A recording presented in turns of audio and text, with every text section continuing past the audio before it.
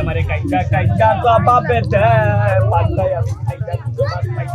একটা যদি পাই অমনি করে গাপুস গুপুস করে আমি খাই ঠিক না এরকম এরকম বলে তো তারপরে শেষ সর্বশেষ এটা যদি তাহেরি ভাইকে বলা হয় বসেন বসেন হইছে যান তিনি কেমনে বলবেন তিনি এইভাবে বলবেন ওই দেখা যায় খালে গাছ হইয়া আমাদের হইয়া হইয়া হইয়া ওই খানেতে বাস করে ওই কানেতে বাস করে হান্না বগির চা হইয়া হইয়া খালি কবিতা শুনলেই না কাজ শুরু করতেই না কাজ শুরু করবো আমরা।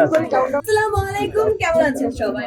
আজকে ভিডিওটা সিলেটের জন্য অনেক বেশি গৌরবের, কেননা প্রথমবারের মতো সিলেটের মাটিতে এলো ট্রফি। বাট এখানে একটা টুইস্ট আছে, সেটা হচ্ছে এই ট্রফিটা সিলেট স্ট্রাইকার্স কে দেওয়া হয়েছে, যাতে করে সিলেটের মাটিতে, যেহেতু সিলেটের ক্রিকেটের ফ্যান অনেক বেশি এবং পুরো গ্যালারি জুড়ে আমরা সিলেট বাসীদের অফুরন্ত ভালোবাসা দেখেছি ক্রিকেটের জন্য, বিপিএল এর জন্য, তাই এই কারণে সিলেট স্ট্রাইকার্স কে ট্রফিটা দেওয়া হয়েছে, যাতে করে সিলেট বাসীরা যতটা কাছে সম্ভব, নিকট থেকে সম্ভব এই স্বপ্নের ট্রফিটা দেখতে পারে এবং সিলেটের হাত ধরেই এই ট্রফির চেহারা উন্মোচন হয়ে যাবে বাংলাদেশের সকলের কাছে।